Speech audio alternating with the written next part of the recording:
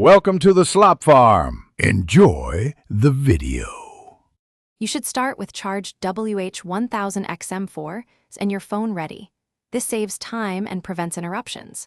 Power on the headset by sliding the switch and listen for the voice prompt so you know firmware booted. Once you hear the blue LED blink, hold the NC/ambient button to confirm noise control mode.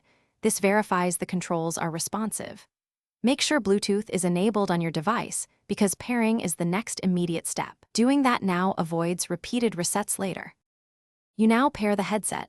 In Bluetooth settings, tap WH-1000XM4 and accept pairing. This creates a stable link for audio. Once paired, install Sony Headphones Connect so you can update firmware and tailor the EQ. The app controls adaptive sound and touch settings which improve performance. If your device supports fast pair, enable it for faster future reconnections. Also, make sure to grant permissions the first time so location and notification features work correctly.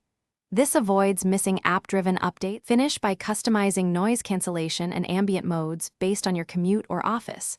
You'll hear clearer calls and more accurate bass once EQ and DC settings match your taste. Practice touch gestures on the right ear cup for playback and the left for ambient control so you don't fumble during use. If you encounter connection dropouts or odd audio, reset by holding power and NC for 7 seconds. If problems persist, use factory reset in the app. This clears paired device conflicts and usually resolves stubborn issues. Thanks for watching. Consider subscribing if we helped you today.